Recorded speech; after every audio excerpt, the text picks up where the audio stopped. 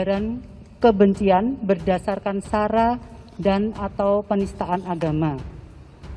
Kemudian dasarnya adalah laporan polisi nomor LP-B-0568-9 Romawi _2022 Baris Krim Polri tanggal 29 September 2022 tentang penyebaran pemberitaan bohong sehingga menimbulkan keonaran di masyarakat.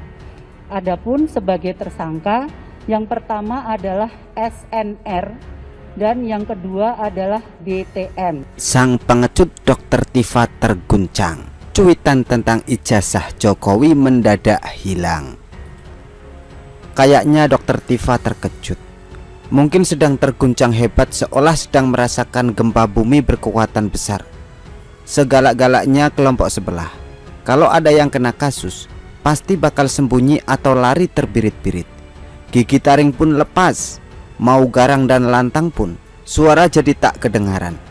Bahkan suara jangkrik pun lebih nyaring dan cempreng. Beberapa hari lalu, Dr. Tifa begitu bersemangat menyerang Jokowi soal dugaan ijazah palsu. Berbagai kontroversi dia tebarkan di akun tweetnya. Cuitannya lebih mirip scan-scan di novel trailer, mendebarkan dan penuh spekulasi.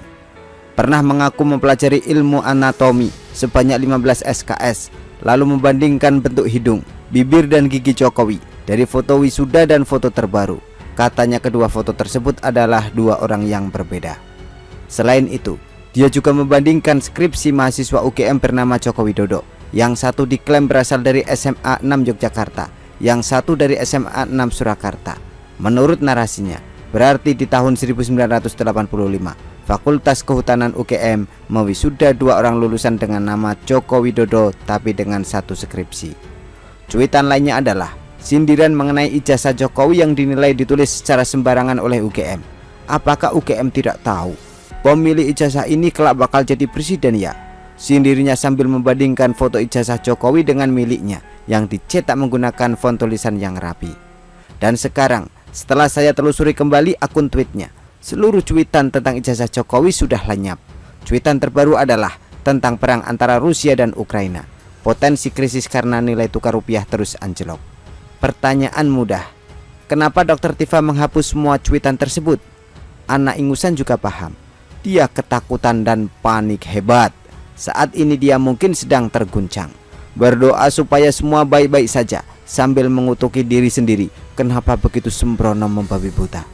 Ini besar kemungkinan karena mendengar kabar Bambang Tri, sang penggugat ijazah Jokowi, telah ditangkap bersama dengan Gus Nur yang juga ikut jadi tersangka. Pantaslah Dr. Tifa ketakutan dan buru-buru hapus semua cuitannya. Apalagi di media sosial, banyak yang ikut mengompori agar Dr. Tifa ikut ditangkap karena sudah menimbulkan kegaduhan. Siapa yang tidak gemetar? Tapi Dr. Tifa memang penakut. Tidak segalak yang dia perlihatkan saat menyerang Jokowi. Terkesan dia yakin dengan cuitannya tentang ijazah Jokowi. Kalau memang yakin dan benar, kenapa mesti takut? Sungguh pengecut. Bukankah mau mencerdaskan anak bangsa dan mau melawan kezaliman, mau menegakkan kebenaran? Masa hanya karena Bambang Tri ditangkap langsung gemetar ketakutan? Sungguh pengecut. Padahal dia ditangkap akibat ulah sendiri, lewat video yang diduga mengundang unsur penistaan agama, bukan karena ribut soal ijazah Jokowi. Beginikah yang katanya jagoan, dokter hebat dengan analisis yang ngalah-ngalahin FBI, baru dikertak dengan berita penangkapan, langsung mundur dan nyerah. Gimana mau menegakkan keadilan? Tapi jangan sampai isu ini redup. Mari kita gunungkan agar orang ini jera dan kapok. Kalau dia menghapus cuitan tersebut, berarti dalam lubuk hatinya dia merasa bersalah. Kalau tidak salah, takkan dihapus cuitan tersebut. Ini sudah cukup memenuhi syarat untuk dipanggil. Dipanggil juga nggak apa-apa, karena orang sepertinya nyalinya tak ada. Garang hanya dengan bermodalkan nekat dan keyakinan bahwa tak akan ada yang berani menyenggolnya. Dulu dia pernah mempermalukan diri sendiri lewat postingan blunder. Dia termasuk salah satu paling lantang agar Indonesia diterapkan lockdown saat pandemi COVID-19 melanda. Bahkan dia sampai menuliskan surat terbuka kepada Jokowi. Tapi pada akhirnya dokter ini ternyata tidak sinkron dan bertolak belakang dengan ucapannya. Tiada hari tanpa teriak lockdown. Tapi ketika kompleks perumahannya akan dilakukan lockdown lokal, dia malah duluan kabur terbirit-birit membawa keluarganya. Bagaimana kalau Indonesia lockdown total? Mungkin dia akan kabur ke negara lain. Dasar dokter munafik, pengecut, ngomong asal-asalan, tapi perbuatan kontras.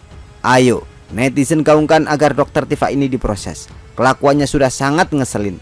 Sesekali harus diberikan efek jerak. Sedangkan Bambang Tri dan Gus Nur yang pernah dipenjara pun masih tak ada kapok-kapoknya. Begitulah kura-kura. Artikel diambil dari Syuhur.com, ditulis oleh X Hardi. Bagaimana menurut Anda?